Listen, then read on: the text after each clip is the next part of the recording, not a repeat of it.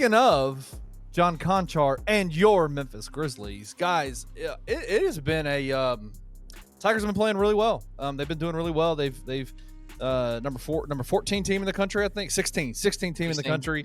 The Grizzlies started off coming out of the post All-Star break, second in the West. Gabe and Christian, they had a pretty horrendous weekend.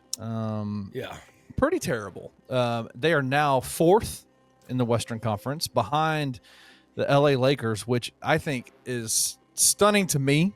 I didn't know what to expect when they got Luka, to be frank with you. But it's clearly working, and JJ Redick is actually a coach, and they are third in the West behind who's second? I think the Denver? Nuggets and them are tied right now. They are second. They are technically second. The Lakers are second now. Denver, Nuggets are third. Nuggets are third, and then obviously OKC. But it was a rough weekend for the Grizzlies. They faced off against the New York Knicks. Great game, great team. New York Knicks are a tough team. Lost that game, and then came back the next night, playing San Antonio, and lost that game. Both of them by pretty insane buzzer beaters. Heartbreaking losses for the Grizzlies. Just rough showings. Through and through. Jaren Jackson Jr. played well, did his thing, did what he needed to do. In the New York Knicks game, Ja Morant came on in the fourth quarter overtime and played well, but just wasn't enough. Guys, let's talk about this weekend. What were your thoughts? Gabe, what were your thoughts on the Grizzlies weekend? What were some of the things that stood out to you? I have two words: frustration and disappointment. And I'll start with the frustration. The frustration has to do with Taylor Jenkins and his coaching decisions late in games. His end-game coaching this weekend was pitiful, like just really bad.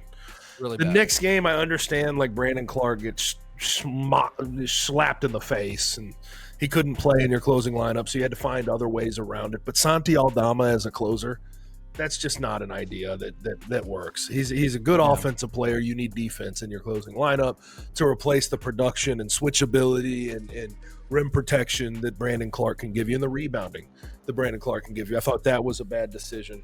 But like, you just look at, like, there was 2 minutes left or so. You're up by 2. You allow a wide open 3 to Jalen Brunson. Right. Okay. One time, fool me once. Shame on you. I don't know. Whatever you want to say. Whatever but the phrase then they is. get down to the end of the game. Ja Morant does a miraculous thing, gets an and one, converts it. You're up by 2 again. Even after they took the Knicks took the 1-point lead on the Jalen Brunson 3. That final sequence by Taylor Jenkins, Vince Williams Jr., Santi Aldama, whatever the decision making was there, was just stupid. You blitz Jalen Brunson on ball when you're up by 2 with 24 seconds to go. Do we even consider that a blitz? Can I just ask you this, guys? You guys are smart guys. If you're up by 2 in a basketball game with Debatable. 30 seconds to go, 20 some odd seconds to go, what's the one thing you can't allow? Thing you can't allow up by 2 with 24 seconds to go. Probably a three-pointer. You can't allow a three-pointer. Taylor Jenkins, for some odd reason, decided to tell Vince Williams Jr. to go blitz Jalen Brunson. Santi Aldama has to choose between Karl Anthony Towns in the paint or OG Anunoby at the three-point line. He makes the wrong decision, tries to crowd Karl Anthony Towns right there by the block. Jalen Brunson is a high IQ, good basketball player who can distribute the basketball. You blitz him, he's going to make the right decision most of the time. They bring the blitz. He finds OG Anunoby on the wing. Here's the knockdown 3 for the Knicks to take a lead. And then from there, you're not going to – Ja gave it all he could, couldn't get the win. But that was just horrid decision-making. Bad scheme in that situation. I couldn't understand that for the life of me. We can also get to the fact that at the end of the third quarter, heading into the fourth, he didn't have Ja, Dez, or Jaren on the floor. What the hell is that? Come on. Why? Be better. Now, let's also go to my frustration from the Spurs game. Holy shit, dude. You're down 128, 125. You're down by 3. You need a 3. And it was right after De'Aaron Fox got fouled at the three-point line, made 3 free throws. You took a timeout. And you're clearly drawing something up. on the sideline if you're a coach, right? Like that's what you're doing. We're gonna get somebody an open three, likely Jaren Jackson Jr. He's got 39 points tonight, but if he can keep it going. They drew up fucking nothing. It was what the hell? Jaren bailed you out by hitting a bank shot three over a guard on a step back. Just lucky as shit. What was that? It was awful. You had time to draw something up of substance and you didn't do it. Thought that was horrible. And then the final possession of the game, tie game. If I'm a coach and I know my personnel and I know who their personnel is, who's going to be on ball? Who's going to take that shot? Probably the clutch player of the year 2 years ago named De'Aaron Fox. What handedness is De'Aaron Fox? He's a lefty, baby. Right? He's a lefty. Kenny, would you be screaming, don't let him go left at the top of your lungs? Well, it wasn't would. It wasn't would I. He was. I was. I'd be screaming it as loud as possible. Yet again, Jalen Wells, who's been good, just a rookie. I expect him to be smarter in the future about something like that, but he also needs his coach to tell him that. Jalen Wells lets him get left. He does a step back, knocks down a 2-pointer, game over. You lose another one. You lost 2 games by 3 points. It was all avoidable. Now, real quick, let me get to the disappointment part of it. Saturday night game at home against a divisional rival in the Spurs. I know the Spurs don't have Wemby, and they're trying to lose games. They don't really care about winning. To have Ja, Dez, Brandon Clark, to have all those guys sit out at the same time is just it's a slap in the face to a fan base that's trying to support you. A Saturday night game against a divisional opponent, and you run out a starting 5 of Scottie Pippen Jr., John Conchar, Jaren, Santi, and whoever's Jalen Wells. I mean, that's just, come on, brother. Like, fans deserve better than that. That was very disappointing to me. Yeah. I'll jump in real quick, and then I'll let Kenny get it off his chest because I know he's wanting to express his dissatisfaction with it. But typically when you look at games like this and it comes down to last second, and I think it was 5 seconds in the Knicks game and 2 seconds in the Spurs game that the last shots were hit. Typically those are just a lot of times it's luck, a lot of times it's tip the cap, and it's just you hit a shot.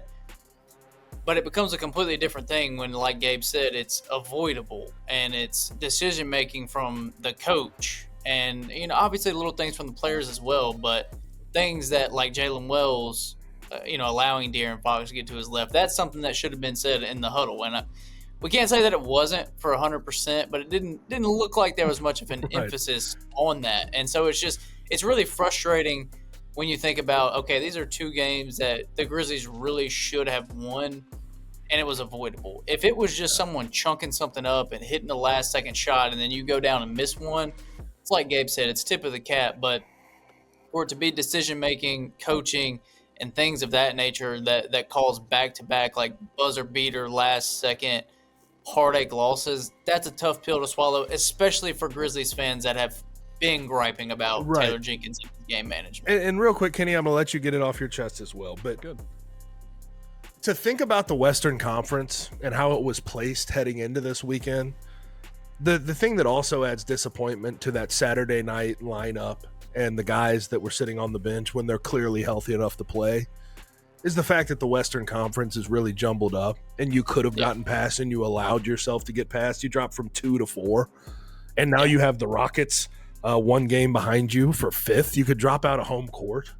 That. It's so disappointing. And I know this is a stretch, but I'm gonna fuck it. I'm gonna say it anyway. Around the trade deadline, when Marcus Smart was traded, I thought the messaging was the biggest issue I had with it. You didn't make your team better. The only case you can make is that you made your roster worse by having Marcus Smart and Jake LaRavia elsewhere. I felt like this weekend just kind of highlighted the messaging behind a move like that as well. It's just not a serious contending attitude that I think has been perpetuated by this front office, by this coaching staff time and time again. And maybe we shouldn't have championship expectations yet, but in the reality we live in, Zach Kleiman said, 2 years ago, the expectation is always to win a championship. That's what we're striving for every year. Those words don't mean much when your actions show something different. Right. So that's where a lot of my disappointment comes in with the way this team is operating right now. I think, and Gabe, you pretty much kind of everything that I was going to say in terms of like getting it off my chest is what you were going to say. It's this idea, this mentality with this franchise right now, where you just go, stop telling us, even at the trade deadline, we are about championships. This is our championship window. We are about championships. And Kleiman even said it after the Marcus Smart, Jake LaRavia move, that this is what this is about, right?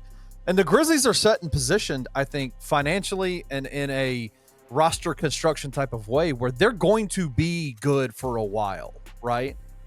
But is being good enough? Right. Like, are we cool with being good?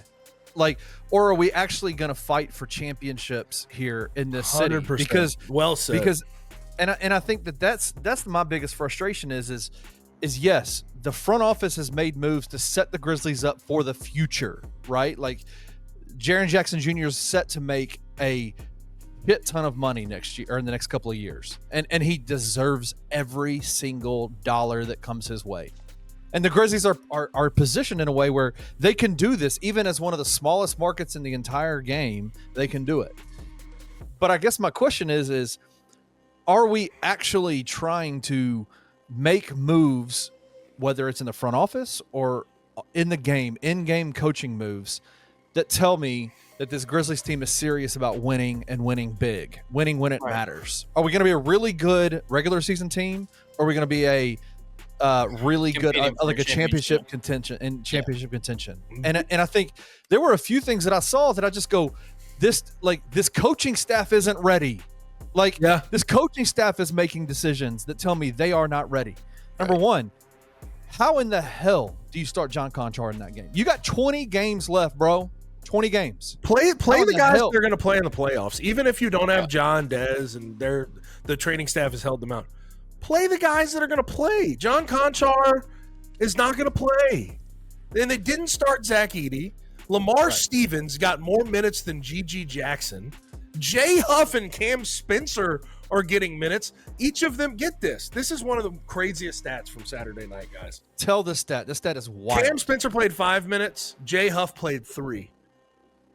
You want to know what each of their plus minus was? Minus 15. They were a combined minus 30 in a combined 8 minutes. You know how fucking hard that is to do? Near impossible.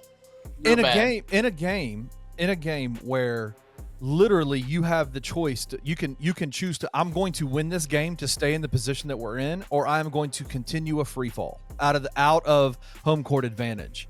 And the part of it that I just don't understand it, you're not going to play 11, 12 dudes in the playoffs. You're just not going to. No. But for some reason, Taylor Jenkins decides we're going to sit Brandon Clark, Desmond Bane, John Morant. Who else is out? Was it just those three out in that game, in that San Antonio game? Yep. Those three guys are going to sit out. And so then they play Jay Huff. Then they play Cam Spencer. Instead of just going, you know what? Let's just get our guys ready. Like Luke Kennard and Desmond Bane, we've been putting this lineup out there. You guys are the playmakers. When Ja's not out there, you're the playmakers. No, we're going to start Scottie Pippen Jr. We're going to start John Conchar. Like, against a division opponent on a without Saturday their night best at player. home. Yeah, like, without their best player. What are we doing? We're putting out Cam Spencer and Jay Huff. For what? Like, why? Yeah. Like, why are you playing these guys? There's no explanation that makes sense. Not a single one. I have protected Taylor Jenkins for a while when it comes to injuries and who he has on the floor and, you know, what's available to him. He had more than enough available to him to win that game and not start John Conchar. Yet he did anyway for whatever reason. And can I be honest? Even the people that support Taylor Jenkins are going to look back at this weekend if the Grizzlies get bounced in the first round of the NBA playoffs, depending on matchup. They'll look back at this weekend as, you're going to fire him? Okay, go ahead. Makes sense. Yeah. 1,000%. This weekend has shifted in terms of perception, right? And Absolutely. again, and I would then turn it around on the players. I would turn it around on John Morant and I would turn it around on Desmond Bain, and I would turn it around on Brandon Clark, and anybody else who's out just for soreness, general soreness, and whatever they're not playing. You have 20 games left. Right. 20 games. This whole like getting. I need to be ready for the playoffs. I don't even know if it's their decision though.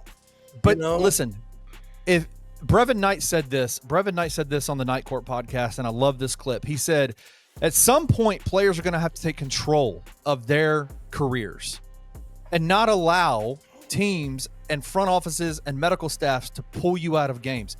If you really want to play. Yeah. And if you don't, it is nut cutting time, boys. Like, if you don't want to play because you're sore, we have to have some serious conversations about where you stand with this franchise, because this is it. Like, this is it. And you tell us all the time that this is what you're about. I'm about championships. I want to win. I want to win. I want to win. It's nut cutting time. Play games. Ja, you haven't played 5 games in a row in 3 seasons. No, he finally played 5. Now it's 6. Hadn't played 6 games in a row in 3 seasons. Oh, is it 6? Okay. Sorry, Ja. I apologize. But it's just like, it's crazy to me, man. Like, if it is the front office, get serious about this team winning. Get serious. Yeah. Stop holding guys out with 20 games left in the season. If it's the players that are making this decision, man up. It's a mindset thing. It's a mindset thing. You have to switch your mindset. And I want to go to this quote real quick, because Taylor Jenkins was talking about the John Moran injury. He's been held out 2 straight games. He was held out of tonight's game. Obviously, it'll be last night's game when this actually publishes. But Taylor Jenkins said the John Moran injury is short term. It's just lingering soreness. And this is the quote he gave, guys. Tell me if this were 60 games into the season, 22 games left. Tell me if this makes sense to you. As the season gets deeper, I have faith that John's going to be ready to play whatever he needs, minutes-wise, duration of games, all that. As the season gets deeper, at the deepest point, you're 60 games in. Like, how much deeper into the season do you have to be than 60 games in to start taking it seriously? Well, I don't get that quote. As we get deeper into the season, this isn't game 25, brother. No, this is game 61. Yeah. What do you mean as we get deeper into the season? It's just, again, it's a mindset thing. And I recommend anybody pitch their mindset into let's go for this fucking thing. And I recommend it. I recommend everybody going and checking out Chris Harrington's Twitter account. He was in that press conference when Taylor Jenkins said that, and he pressed him. He said, basically, in Chris Harrington's way, Chris is an amazing journalist, asked it in a very nice way. I'll say it how it really came out. He's not proven it to us yet. Like, what makes you think it's actually going to happen with Ja, being ready? He's not done it yet. What makes you think it's going to happen now? And Taylor's response was just like, it was just a bunch of gobbledygook nothing. Nothing burger. Like, just nothing. Like, there is no proof. The only proof that we have is you getting out there and playing. Like, just go play ball. Like, I don't understand it. And shout out to Jaren Jackson for being, just the guy who's shown up day in, day out, every game, playing for this team and dominating and doing what he's doing. But man, it is just that there is frustration for me. There's frustration not only with the players, there's frustration with the front office, frustration with the coaching staff. And it makes me wonder, is this franchise as a whole ready to be one of those teams? Yeah. Because it doesn't feel like they are right now. The decisions they're making, the things that they're doing, they're setting themselves up for the future. But right now, are they one of those contending teams? And it doesn't feel like they operate as a contender. It feels like they operate as we're just going to be really good in the regular season and then just shit the bed in the playoffs. That's what it feels like. Yep.